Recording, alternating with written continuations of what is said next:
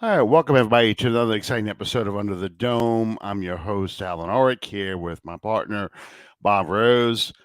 Um, Bob, before we get started on the offensive coordinator candidates the Saints have been interviewing, I don't know if you realize this or not, but it's been a year since we lost Sean. Oh, That special show was um, this tomorrow because of the way the calendar falls.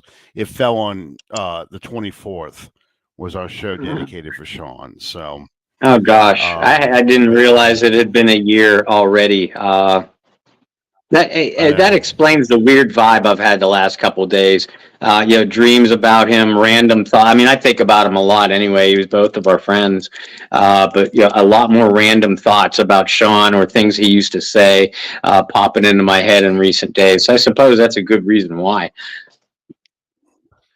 yeah, I've noticed a lot of discussion about wrestling all of a sudden being on Yeah. Netflix and all kinds of. And every time I see wrestling, I think of Sean. I think of Sean with Baker Mayfield Hmm. and how he would have been ranting and raving all this season about how Baker's doing so well over there in Tampa, and we got Derek Carr. Yeah. So, I just um, I've got the date kind of earmarked on my computer, and yeah, it showed up.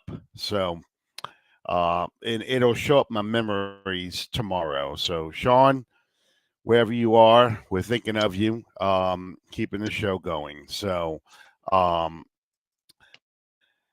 yeah, Calvin, I'm telling you, you were the last one to really see him too. You really were, because we had that picture of you and him at the Yeah. old barbecue place. So, absolutely.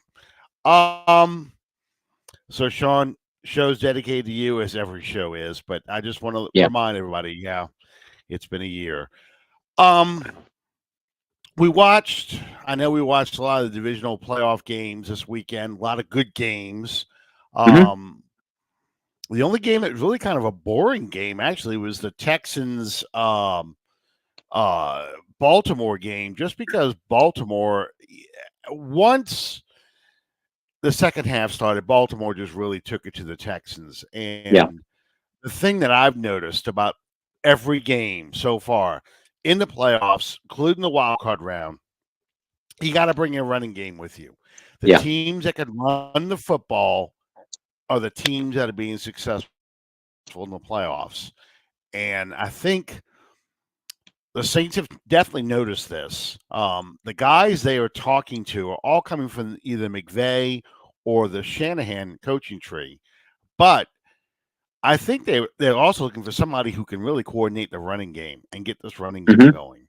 Um, who do you think is if you were doing a kind of I guess a betting man's kind of thing? Who would you uh, who would you say is in the leader right now?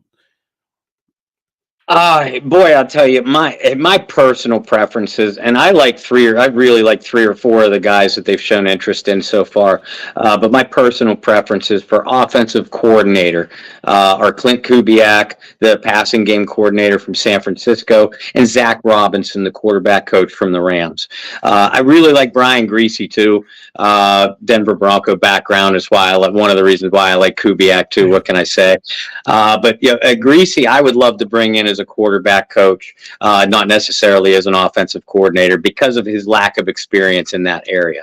Um, if I'm a betting man and putting down money for where I think the Saints are leaning right now, I think they really like Dan Pitcher, the Cincinnati Bengals quarterback coach. They've already had one sneaky interview with him, via Zoom, or some kind of internet phone call, and have scheduled another interview with him as of Thursday to take place on Thursday. Now, the tricky thing with Pitcher is the Bengals just lost their offensive coordinator, Brian Mhm. Callahan. To the Tennessee Titans. So, it would be logical for the Bengals to really make a hard push to promote Pitcher to their offensive coordinator.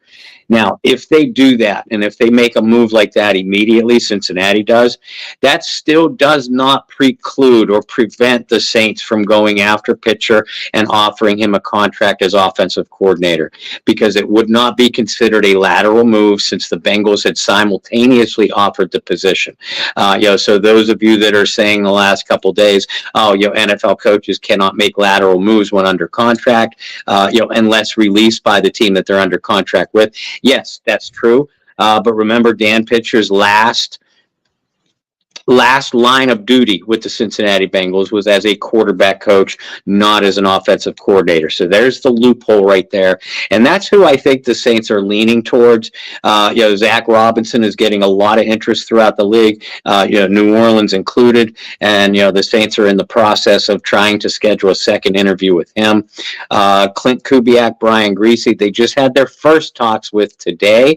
And given that San Francisco is, of course, playing for the conference title this weekend, if you're the Saints and you have legitimate interest in either Kubiak or Greasy, you're probably rooting for the 49ers to lose, because that opens your door a little bit sooner to make a harder pursuit of either guy. You can obviously interview either of them if they win and go on to the Super Bowl, but your exposure to them will be somewhat limited, unless you have decided relatively quickly that they're the guy, and then at that point you can offer them the contract, a contract, for them to accept or otherwise before the end of their season. Yeah, and I kind of want to address one thing about this, because you touched on it a second ago. You were talking about, how the Saints have conducted some Zoom interviews or Teams or whatever Skype, whatever program they're using, and people are like freaking out because it's not traditional. Bring the guy in, take him to Drago's, go wine and dine him, show him around the facility, all these things.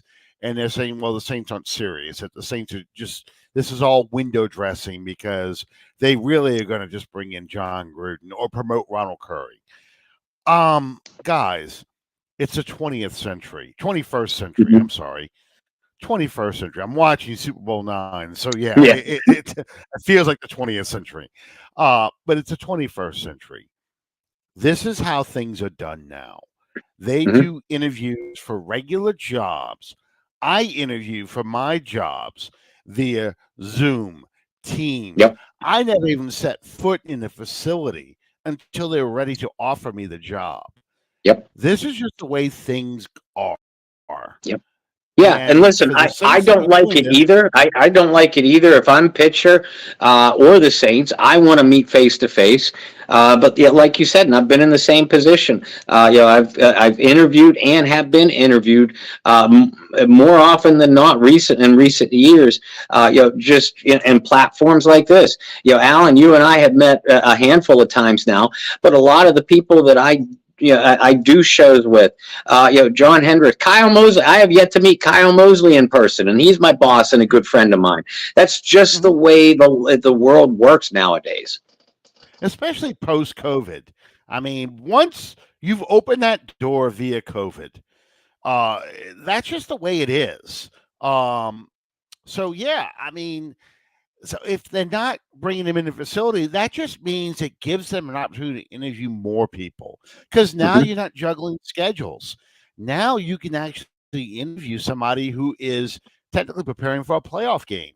Yeah. You can do the first round of interviews with this person rather than bring them in, hotel reservations, get them to the facility, clear the schedule. We're going out to dinner that night, all that stuff. You can now arrange for that to be the second interview. And that's what they're doing with is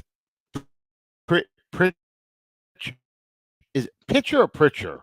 It's Pitcher. Pitcher. Isn't it? From the Bengals. Yeah, that's okay. I've called him Pitcher. Tom numerous times so far too. So yeah, they're bringing Pitcher in for a first one. Yeah. Yeah, exactly. And I'm excited for the idea of Zach Robertson, because he's from the McVey coaching tree. So was Matt LaFleur. So was Kevin Hmm. O'Connell. All these guys are out there. It's just this is the way it is now, guys. And it's not like you're inventing a whole new offense. It's just a new way of looking at your Hmm. offense. I'm sure they're going to incorporate a lot of the same things the Saints do well. But my thing is, if you're coming from that coaching tree, what is the thing we kept beating up on this team all year long? Attention to detail, Yep. focus, attacking weaknesses in the other defense.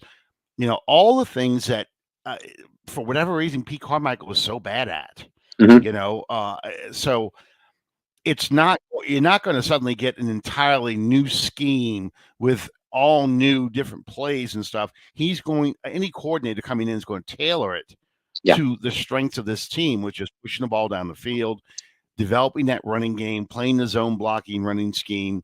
But it's going to be a guy, a new voice in the room who will make better calls during the game, you hope, and be somebody who's more focused on details.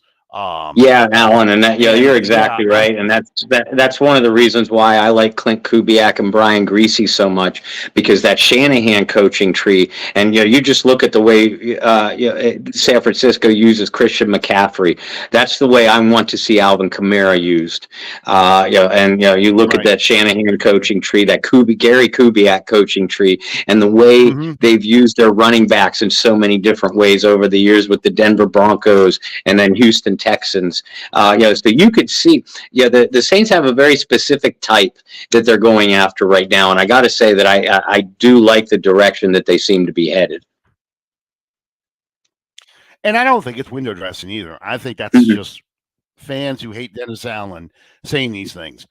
I think Ronald Curry's got a shot at doing something with this team, but I do not think it's going to be offensive coordinator because, unfortunately, they have to go outside the building.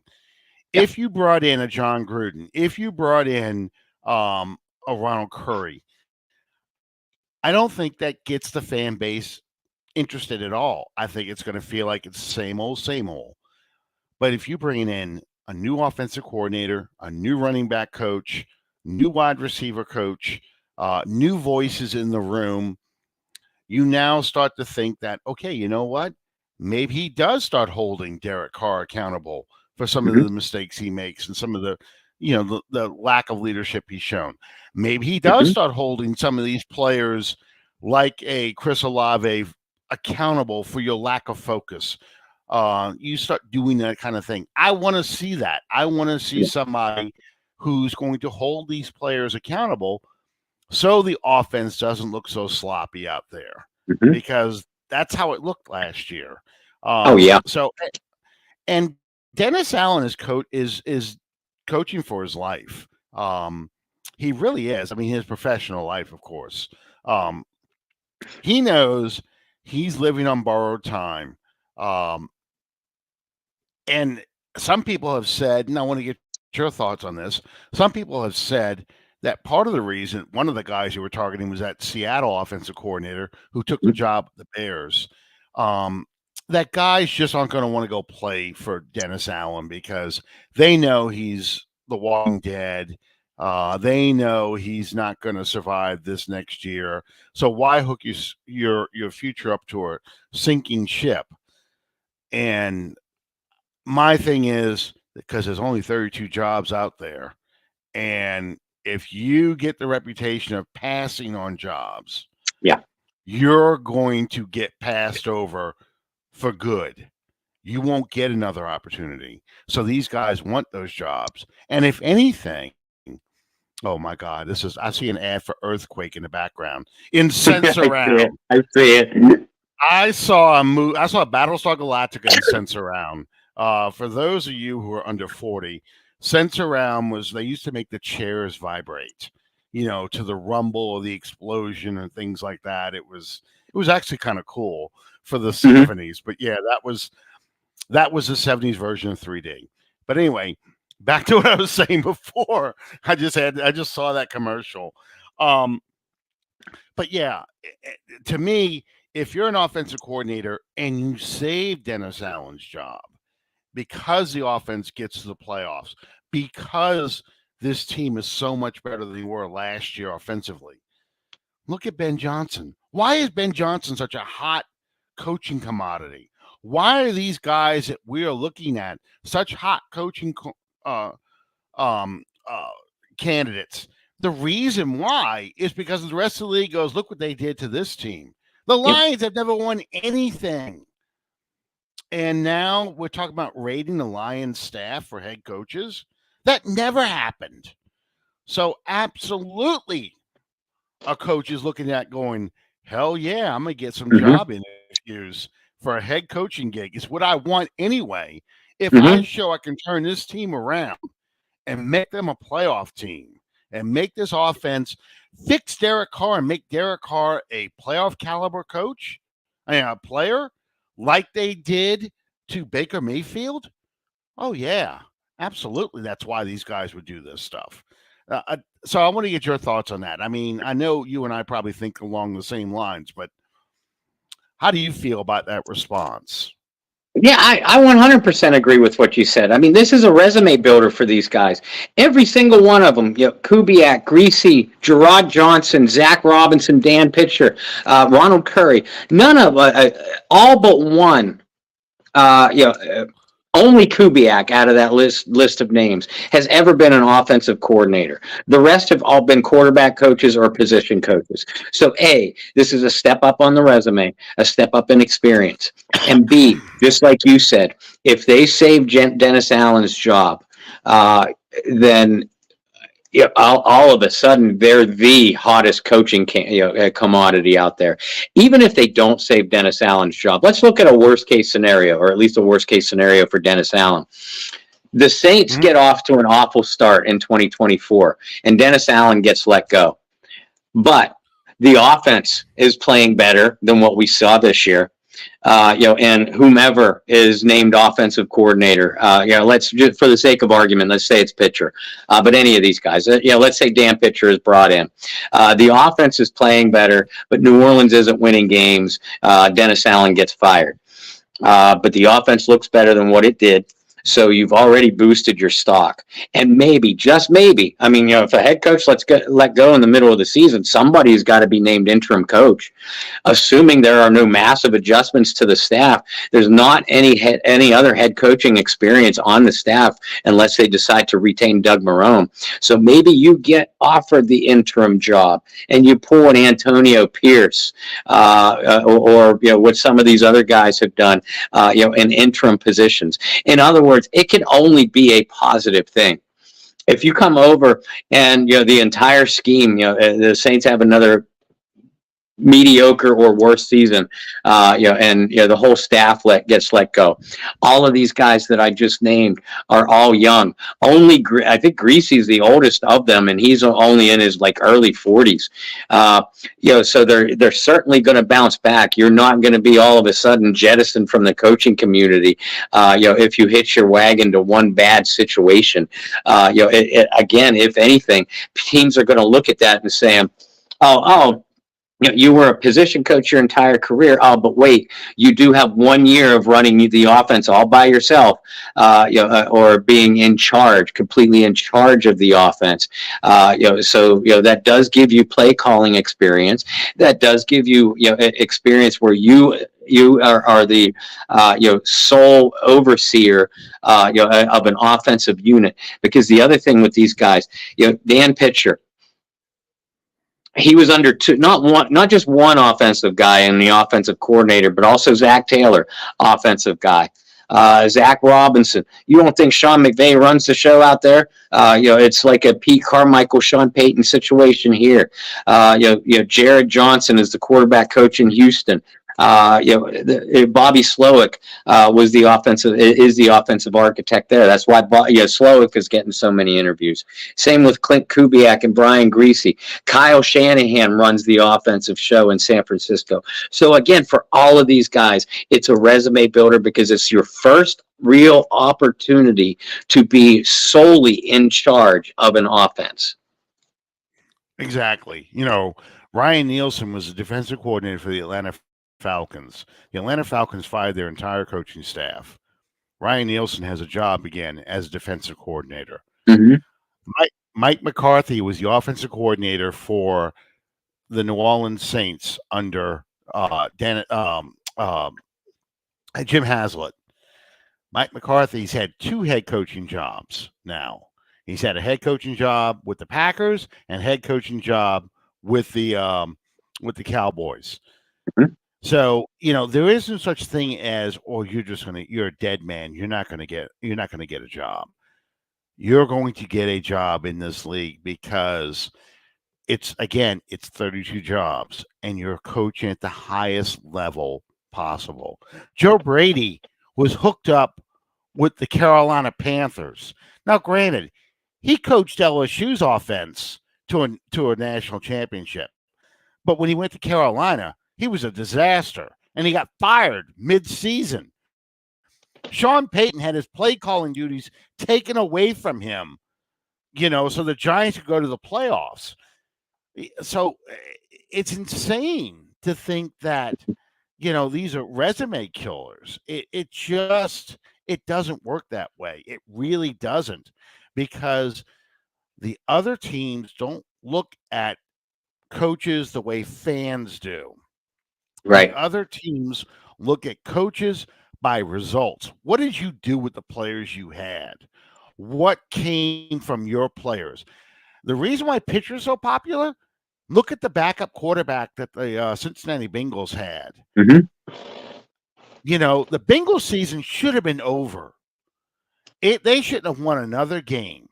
You think about when Aaron Rodgers got hurt, what happened with the Packers? You think about when I just had it a second ago and I just forgot the guy's name. But whenever a starting quarterback goes down, the season's over. They might Mhm. get 1 or 2 wins. But look at the Vikings. The Vikings season really went off the rails once Kirk Cousins was hurt. So the fact that Cincinnati not only was alive in the playoff race after their franchise guy, Joe Burrow, went down, but this quarterback actually looks pretty good, although he reminds me of Scott Mitchell. Yeah. I just get so much Scott Mitchell vibes from him. When I hear about how good he is and stuff, I'm like, yeah, Scott Mitchell looked awesome when Dan Marino went down, but when Mitchell went over to the Lions, it wasn't the same. But anyway, yeah, Michael, I don't know. I think they want to get him signed before the Senior Bowl, but I just don't. I think the wheels just aren't going to move fast enough. There's too many opportunities out there right now. The Chargers haven't hired their staff yet. No one is looking at Carolina. That's a team that's in free fall. Yeah. Because I think that owner really turns people off. Atlanta hasn't hired a staff yet, so I just think it's just going to take time. It really is. We just have to be patient. I think once Jim Harbaugh makes his decision, once the Lions offensive coordinator can get hired, I think that's when you're going to start seeing staffs Mhm. get assembled, things happen real fast, because some of these coaches are waiting to see if they get a phone call from Ben Johnson. Some of them are Yep. waiting to see if Jim Harbaugh gets hired and if he's going to make a phone call for them. So it's not just the Saints dragging their feet; it's the people they're talking to. Anna asked a good question here. What's going on with Bill Belichick? Why do you think? Because it looked like about 4 or 5 days ago, like that he and Atlanta were about this close from finalizing a deal. He was going for a second interview, the whole bit, and then it just fell apart. And the rumor is it's because of Rich McKay. Um, what do you think? What do you think Belichick is waiting on? My hunch, Belichick is one of many that are waiting to see what happens with Jim Harbaugh, because there were some initial rumblings, that if Belichick and the Patriots were headed for a split, which obviously happened, that Bill would end up, out in Los Angeles with the Chargers and Justin Herbert. Well, obviously the Chargers are making a hard push for Jim Harbaugh, but they aren't the only ones. So, my hunch here is that Belichick, and Belichick's a smart man. He knows, and he also realizes that the end of his coaching career is real close. You have said on several occasions that you felt like he was just going to hang around, or trying to hang around long enough to pass up John Shula, for all-time victories, and I agree with that. So if that's the working theory, then obviously Bill Belichick is going to want to go to a team that has to do as little rebuilding as possible. Well, to do that, you need a quarterback already in place. The Chargers have it. The Falcons do not. So, I think it's just as likely that Bill put the brakes on Atlanta as as Rich McKay, mucking up the situation, because I think that Bill Belichick just wants to see where Jim Harbaugh ends up, and my prediction is that if Harbaugh does not end up with the Chargers, and I think he will, but if he does not, then that's where Bill Belichick is going to end up out there. Yeah, I agree with that. I 100%, because Belichick wants a team where he has absolute control, but also has a talented roster that he doesn't have to do much rebuilding, just a little fine tuning. And that's the Chargers to a T. I said that a year ago when Sean Payton was out there. You did. That's why Sean Payton wanted that job, because all that team needs is somebody with an IQ above room temperature who can run a team and really get well. Honestly, I mean, because they do stupid things, but someone who can get that, get the kicking game straight, get that defense to play better, get that offense to be more consistent. It's fine tuning. You're not trying to figure out an offensive identity. You know what the identity is of this team. You just need to get better, get these players to play smarter. Khalil Mack's out there. You got one of the Bosa brothers out there. You've got a lot of pieces over there, and that's why it's attractive to these top-notch coordinators and head coaches. Belichick, Harbaugh, Ben Johnson. Those are the guys that want that job, because that team is just begging for someone to straighten out the chaos. So, whereas Atlanta, they've got some pieces, but it's a mishmash of stuff. There's a lot of stuff in there that needs to go. So you're looking at a 2 or 3 year rebuild. And, I kind of wanted Belichick over there because I wanted Belichick to be there with Josh McDaniels as offensive coordinator, and Bill O'Brien and Matt Patricia's defensive coordinator. 'Cause I'm like, oh yes, I can deal with that. We've shut out Josh McDaniels. We've shut out Matt Patricia. It's just the absolute mess they would have over there. But then, it's gonna be like, I was even had my name for him. I was gonna call him Patriot South, because Belichick's gonna sit there in Atlanta, and to fill in his holes, he's gonna be trading for Patriots players to bring them over there, because the Patriots are in a rebuild mode. They're going to be glad to get rid of him. It's going to be like Bum Phillips all over again. Yeah. But no, Atlanta is going to pass on them, but it would be hilarious if they get Raheem Morris. I was thinking that too. Because I have a feeling that's where they're going with this, because they don't want to have to change the front office. They don't really want to have to change much. They just want somebody who's got kind of a better philosophy, and Raheem Morris actually fits that team's identity, what they want that team's identity to be. They're almost trying to build a cold weather team there. They play in a dome, but they're trying to build it a power running game with, a short passing game offense, and it's all defense. We're going to win with defense. We're going to win with special teams. We're going to win with field goals. Dennis Allen's kind of doing the same thing here. Mm-hmm. But Atlanta is like one step above that, because Atlanta they've kind of got their Earl Campbell in Bijan Robinson, but they also have two running backs, behind them who can also run the ball with speed and power. So, yeah, that's why I wasn't worried about them drafting a quarterback, because I think they're gonna try and go after Justin Fields if Justin Fields gets let go from the Bears or gets traded from the Bears, because the Bears take one of the top quarterbacks in this draft. But that would be more of Atlanta's modus operandi, but we'll have to see who their coach is going to be. Yeah. So Zach Robinson, what do you like Zach Robinson? Are you kind of like, I don't think he's quite ready yet? No, I like Zach Robinson a lot. I always have. Coming in, as soon as the Saints announced they were officially parting ways with Pete Carmichael, Zach Robinson and Clint Kubiak immediately became my top two choices for this job. Okay. Because I like, and I said it on this show and on our Bayou Blitz, about the Rams leading up to that game. Now, again, I know that's McVey's attack, but Zach Robinson is certainly partially responsible for putting it together. To me, the Los Angeles Rams have the most dangerous passing attack year in and year out in the National Football League. And yeah, I mean, a lot of it has to do with the talents of Matthew Stafford, Puka Nacua, Cooper Kupp, but we've seen it against Dennis Allen's defenses time and time again. Since reached back all the way back to 2017. The Rams have a passing attack that's so difficult to defend.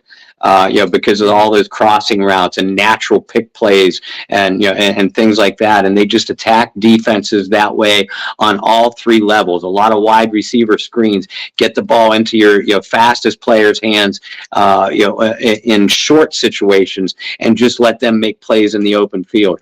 So, assuming Zach Robinson, and again, he's never called plays, at the NFL level, as is the issue with a lot of these guys, but. Given the fact that Zach Robinson is from that Sean McVey tree, that is very, very popular in the NFL, right now as far as coaching hires go, and with a good track record of success, might I add, I'm willing to roll the dice and to say that Zach Robinson, fits right along with that mold. I like Zach a lot. Yeah, he is. I know my son's big in the pitcher. He likes him a lot, and he likes Zach Robinson as well. Zach Robinson's the guy I would want. And the reason why I would want him is because what the Rams do is what the Saints are built to do. Mm-hmm. You look at the players the Rams have, three wides. They go three wides so often. What do we have? We have three good wide receivers, assuming Michael Thomas comes back. If he doesn't come back, we're still going to bring in somebody. A.T. Perry may even be that guy. The running game. That was a 5th-round pick that they took and turned into, arguably, in a normal season, probably offensive player of the year, but he's not even the best offensive player on his team. But he is, I can see Zach Robinson turning Kendre Miller into that kind of back, because he's that kind of guy. So, and Matt Stafford is a veteran quarterback who's probably about as immobile as a statue. But he got him to speed up his release. He became a much, much more accurate and dangerous quarterback because of this and these weapons he has. I mean, this is screaming for, look what you got here. You can have, you can make these things work, so okay, well, this has got to go and this has got to go to make my system work. These are all pieces I can make work. And, you treat Taysom Hill like the 49ers treat Deebo Samuel. It's the same basic kind of concept. Yeah. So I feel like a Zach Robinson is the guy the Saints should really get, because that's what this offense can use. So he is my favorite. I've liked him since the minute they brought his name up. The question is, can he call plays? How much of McVay's offense has he absorbed? He's a passing game coordinator, so you would think he's absorbed pretty much the design, but that's what you really want to see. How much of that have you absorbed? How much of that have you brought in? And how much of that is carried over? Bob, I know you're going to have to go in a few minutes because you're already at the smoking break. But real quick, I wanted to get your thoughts on this. Chiefs-Bills game. Once again, the Buffalo Bills fall to ride wide right. Oh, my God. I'm trying to avoid sounding like Elmer Fudd, and I just totally butchered anyway. They fall to wide right. And one of the knocks on Josh Allen is they're calling him the John Elway of the 21st century. That he is Elway, but he can't get to the Super Bowl. Because ironically enough, those son of a bitches traded their pick, the 10th overall pick in the 2017 draft, to the Kansas City Chiefs, so the Chiefs could take the guy who is going to block them from ever getting to the Super Bowl, Patrick Mahomes. If they don't make that trade, hey, the Saints have Patrick Mahomes their starting quarterback right now, and maybe we're not having this discussion. We're preparing for our third Super Bowl in 4 years. So, how do you feel about that comparison? Josh Allen is John Elway. I think, and now, admittedly, I'm highly biased towards John Elway. Always have, always will be. But anybody that even makes that comparison with a straight face needs their head examined and either doesn't know football or actually has to watch a John Elway game, in his prime. I feel that that's absolutely insulting comparison. Yes, John Elway, Josh Allen has very comparable athletic ability to John Elway, for that time. John, especially in his prime, just dominated defenders more with his athleticism and arm strength, rather than his ability to break down defenses. But that's because John Elway had to. He had an undersized offensive line, an inconsistent running game, and wide receivers that only a Denver Broncos fan could love because nobody else knew who they were. So to answer your trivia question from the other day, Vance Johnson, Mark Jackson, Ricky Nattiel, and I could tell you what colleges they came from, what rounds they were drafted in. Another story for another time. But John Elway was given a lot of credit for almost single-handedly. I mean, that's just not reality in football, but he was given credit for single-handedly dragging undermanned Bronco teams to 3 Super Bowls that they, of course, got blown out in by because they were just overmatched by physical NFC teams. Josh Allen can't even get there. And Josh Allen has a hell of a lot more talent. They curtailed their offense around his talents. As I've said to several people in the week leading up to this Chiefs game, I always thought Josh Allen was a little bit overrated. Hell of an athlete. Makes these eye-popping plays, but to me, I see a Josh Allen that cannot read defenses, and you have to be able to read defenses at this level. That's why Lamar Jackson has had very little playoff success. Same kind of scenario. He has a difficult time reading defenses, and the elite teams know that. And when you get into the playoffs, most of the defenses that you're going to face, have either elite schemes or elite personnel. And Josh Allen just can't get it done on the big stage. Yes, he's failed against Kansas City 3 times famously, but he's also failed against the Cincinnati Bengals. The Miami Dolphins, either last year or a year before, they should have lost that game and barely pulled it out at the end. Josh Allen's still a young guy, so he could certainly turn that narrative around. But the comparison to him and John Elway, to me, Josh Allen can't hold John Elway's jockstrap, even at 60-something years old, which John is today. Well, I'm glad I got your thoughts on that. One last thing, and then I'm going to let you go. Brock Purdy's been getting just the opposite treatment. Brock Purdy is being treated like, well, anybody could quarterback that team because they're so loaded. Because he's Mr. Irrelevant, the 7th round pick, went to tiny Iowa State, was not a highly recruited guy, and yet here he is in his second straight NFC Championship game. Has a chance of bringing to the 49ers Super Bowl. Trey Lance got cut or traded from this team. Jimmy Garoppolo got shipped off. This guy is still sticking with it, and they're still winning. They're winning more games with him. What is your basic thumbnail of him?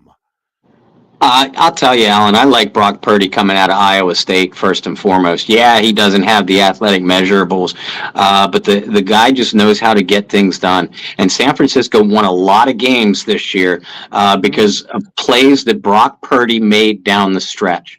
He's not going to be confused, physically, with Josh Allen, a Lamar Jackson, a Patrick Mahomes, even a Joe Burrow. But Purdy is a very accurate passer. He knows how to read defenses. I love how gritty this kid is. I mean, to make it as a 7th round pick, you got to be pretty mentally and emotionally tough in the first place. But to me, Brock Purdy is a quarterback that you can win with.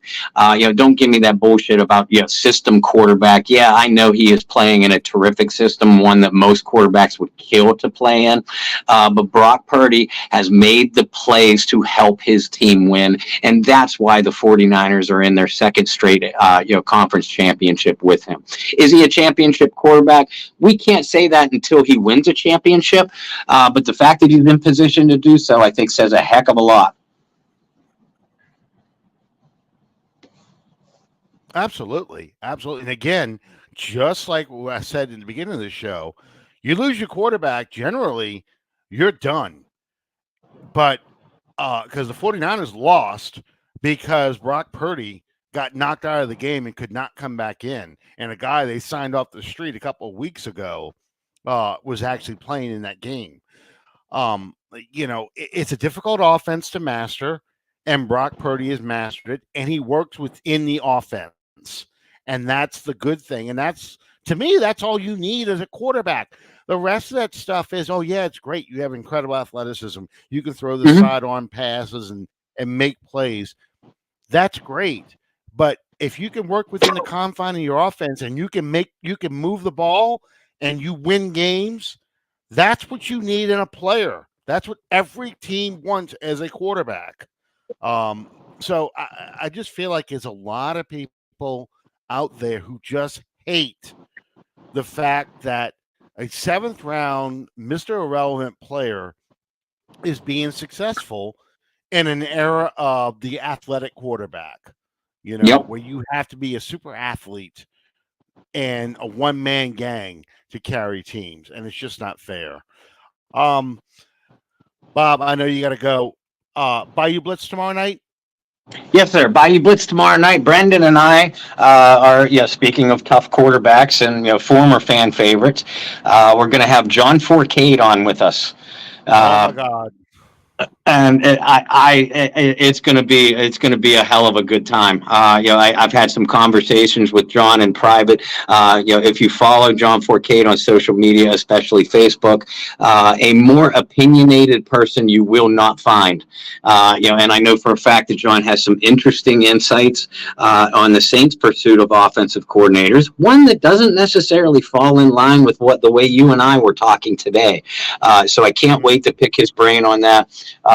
Can't wait to catch up with him. I know John had a short NFL career, but for you more seasoned Saints fans, not old but seasoned, like Alan and myself, there was a period of time where the New Orleans Saints fans were absolutely begging for John Forcade to be on the field, and he had a couple big wins during a short Saints career. Absolutely, he did. He did do that.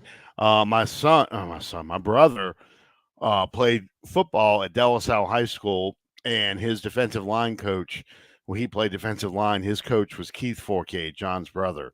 Ah, So the Forcades are well known in the Catholic League. He was a Shaw guy. They were all Shaw guys. They were all of a Marrero. Everyone knows the Forcades, or of a Forcade. yeah. So yeah, believe me, yeah, it's gonna be interesting to hear all these stories. He's got a lot. Just ask him about his Shaw days and hanging around, growing up in Marrero, what that was like. So you might have to go to an adults only version, but Bob, thanks for sticking with us. I know you got to go. We'll catch you next time, and everybody watch the Bayou Blitz tomorrow night. 7 o'clock or 8 o'clock. I'm sorry, 8 o'clock our time, 9 o'clock his time. I'm in the Central Time Zone. He's in the Eastern Time Zone. So, anyway, thanks, Bob. We'll see you Thanks, later. guys. Sorry I have to run, Alan. Love you guys. We'll see you All tomorrow right. on the Bayou Blitz. All right. Thanks, Bob. Hey guys, I just wanted to get some of y'all's thoughts real quick in the chat. Uh, just talking about, I started the show off mentioning the fact that it's been a year now since Sean is gone. We did our special on January 24th on Sean and his legacy, and Bob and I talked about did you now? My best friends, a lot of my good friends went to Shaw. I actually walked into Shaw's prom in 1985, my senior prom. De La Salle and Shaw both had their proms in the Marriott on Canal Street. Shaw was downstairs, De La Salle was upstairs, and I walked into Shaw's prom, and I'm like, I don't know a single soul. That's not possible. And they're like, "What school are you with?" De La Salle. You're upstairs. Get up there. So anyway, that was kind of funny. And sure enough, when I went to college, I ended up hanging around a bunch of Shaw guys, so who I'm friends with to this day. But getting back to Sean, we were talking. Bob and I were talking a little bit about that at the very beginning. Um, how Sean's legacy with this show. This was all his idea, this podcast. I've been dying to know what he probably would have thought of this season. He was a big Oklahoma guy, big guy who wanted Baker Mayfield to play for the Saints. So every week we've been hearing about we got Derek Carr and we could have had Baker Mayfield. Mayfield would have been doing all this for us and everything else. So we miss you a lot, Sean. We really do. I miss, even though I know nothing about wrestling, I miss your wrestling insight. I miss your rock insights. We don't talk about music enough on this show anymore because Bob and I, we know music, but Sean and I were in the same realm, and he was a musician. So Sean and I would sit there and talk a lot more about music and songs and stories about songs and things like that. So I really miss that part of Sean. Guys, I watched the all like most of y'all. I watched all the divisional playoff games. I'll be honest with you. The only thing that was really a shock was how badly the Texans did. I know they've got to grow up. But I thought the Texans would be able to do more offensively. It feels like Baltimore is on this never-ending drumbeat, almost like the old, colonial armies in the British redcoats, where they would march to the rhythm of the drums. There's just this relentless march by the Ravens to the Super Bowl and maybe a title, probably a title. That there's almost a lack of fun element to the Ravens because they just some people equate it to Alabama, but when Alabama was really, really good, that they just choke the life out of team. That's what they did to the Texans. The Texans were able to tie it up before halftime, but then like a boa constrictor, just choked the life out of the Texans. And oh, by the way, that's Fred Cox right there, the kicker for the Minnesota Vikings. That's the man who invented the Nerf football. He invented Nerf. So if you ever grew up playing Nerf football, that's the guy you got to look at. That's the guy you have to thank for that. Um, yeah, I keep waiting for it to happen, Calvin. I don't know if it's ever going to happen. And yes, Anna Baker was Sean's guy. He talked about him all the time. There's a lot of people right now who just want the Kansas City Chiefs stop because they're tired of seeing Taylor Swift. I kind of liked seeing Jason Kelsey out there, shirtless. Remind me of Bert Kreischer. Ripped his shirt off, chugging a beer, just being a guy out there supporting his brother. So, I don't want the Kelseys to go away. I kind of like that. I don't care about Taylor Swift, but I kind of like seeing the Kelseys out there. That would be kind of fun in Las Vegas to see in that stadium, Jason Kelsey supporting his brother out there. And I also feel like that if Baltimore gets to the Super Bowl, no one's stopping them. They've already beaten the hell out of the 49ers. I really want the Lions to go to the Super Bowl, and I really worry. Yeah, exactly, Anna. I really worry that the 49ers end up going to the Super Bowl, end up beating the Lions, that it's just going to be this slug match. And if the Lions go to the Super Bowl and they play the Ravens, they just won't be able to stick with them. Because that Lions game, that was some fun. I really wanted to get Bob's thoughts on this. I still do not understand the logic of going for two when you're 2 scores down, because now you need 8 to tie. If you're going to go for 2, if you're going to go for the win, why not go for 2 once you've scored that second touchdown? Because now you have to go for 2 and make it just to tie. It just made no sense at all. I just think that a Chiefs-Lions Super Bowl is a much more fun Super Bowl, from regardless of all the extra stuff outside. I think just seeing those 2 teams play is a much more fun game than seeing the Ravens choke the life out of whoever they play, or the Ravens 49ers, where it's just 2 physical defenses going at each other. I don't know. I want to see an element of fun to this, and I thought the Lions really are the fun team of this playoff race, and I'm really enjoying their games. That it just it that's all I can cheer for. I don't care who wins. I just want fun. And guys, how many of you thought of, like I did, when you saw Jordan Love throw that pass? He rolled out to his right, threw that pass across his body into the middle of the field, and it got intercepted. How many of you guys have flashbacks to the NFC Championship game saying, oh my God, he just went full Brett Favre. He threw that ball just like Brett Favre did right to Tracy Porter. And I'm thinking the same thing, why do you ponder passing? I mean, you could take a knee and kick a 56-yard field goal. This isn't Detroit, man. This is a Super Bowl. I mean, that immediately came to mind. So I thought that was just, it was a comical moment in a really, really good game, because it was. The Packers were playing with house money. They played like they had nothing to lose. They played loose, and they really made that a great divisional playoff game that went down to the last series. Because I thought the 49ers scored too fast. I thought that they gave them I'm waiting for this thing to catch up.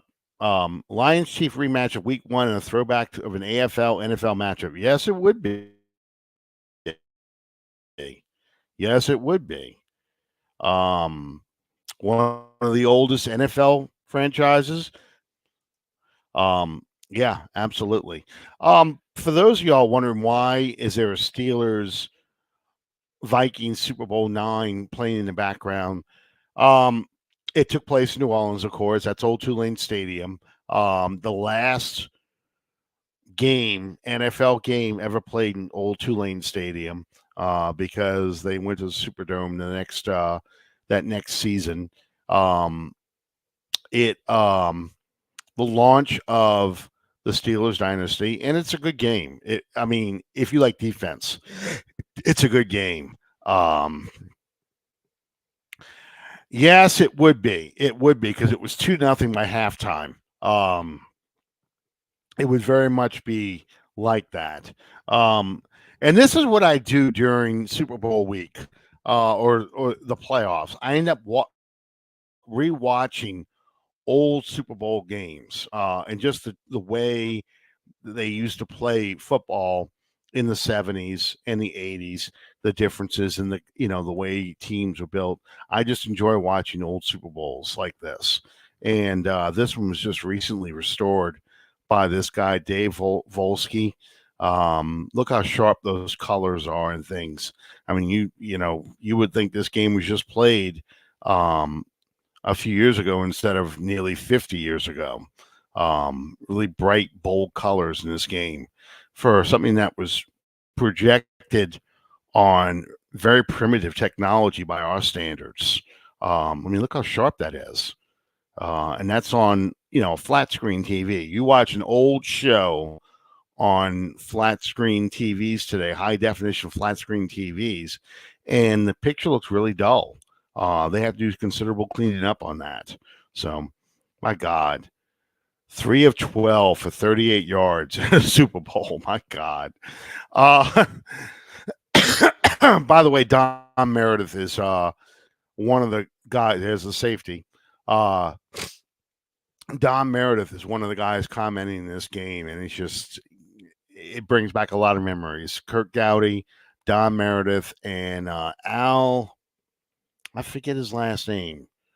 Not Al Michaels, but someone else, famous NBC color analyst, and just a different way they call these games compared to today. The analysis portion just is not there like it is today. And I watch my favorite Super Bowls. I watch the Saints Super Bowl and things like that too. But it's really cool. They do have some sky shots of the city, and you can see the Superdome in the background. It looks like the way it looks today. I mean, it honestly does. You can't tell that it's still under construction, but it is. The interior portion is still under construction. The seats, the stands, that kind of stuff. But anyway, I've really enjoyed this postseason. We've seen a lot of good games this postseason. Oh, there's something you'll never see on TV today. Somebody with a gun on TV shooting a lock to show you how tough the master lock is. Yeah, there's something you won't see on TV anymore. I enjoy the old commercials too. It's really funny. You think about the ads, and this began in 1984. The ads for Super Bowls that became a huge deal. In 1984, but back then, look at these commercials: tire commercials, Prestone radiator commercials. We haven't seen a beer commercial or Miller Time, but you don't see hardly any beer commercials at all. Batteries, mufflers, energy, insulation. That's what the commercials are in these shows. That's what you see on all the Super Bowls. Whereas today, it's such a big deal. And it's because of what happened in the 80s. The games were less interesting because they were all super blowouts. And the commercials became more important than the game. So, but back then, this is what you saw. So, guys, Bob leaving like this kind of caught me by surprise. He had some stuff he had to take care of. He had to be off the air. So I'm going to wrap up the show tonight. Thank you guys for sticking with me and indulging my little fantasy back here with the old TVs, the old shows. This weekend, NFC and AFC championship game all this weekend. All Sunday. I'm obviously pulling for the Chiefs and the Lions because that's the Super Bowl matchup I want to see.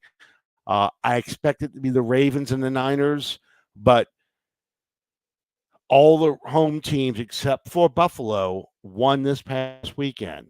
All the home teams except for Dallas won the weekend before. So, if tradition holds, one of these two teams that are playing at home is going to lose. Baltimore and San Francisco, the two of the toughest venues in the NFL to play in. I don't know. I would like to see the Lions upset that game. I would like to see the Chiefs upset the Ravens.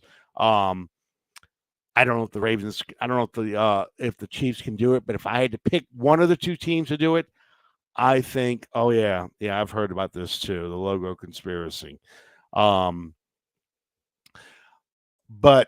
if I have to pick one of the two teams to upset somebody in their stadium, I'm picking the Chiefs to upset the Ravens just because I think Lamar Jackson versus Patrick Mahomes. I think Patrick Mahomes can make the plays that Lamar Jackson won't be able to. The Chiefs' defense is a lot better than we give the guys credit for, because we've noticed all the struggles of the offense. But I think the Chiefs have the ability to shut down the run and make Patrick Mahomes, and make Lamar Jackson make those mistakes. But I also think the Ravens are driven to get back to the big game. And the Lions, I just don't know if they can handle that defense. If they can handle that defense and make Brock Purdy make mistakes, that's the only way they can win.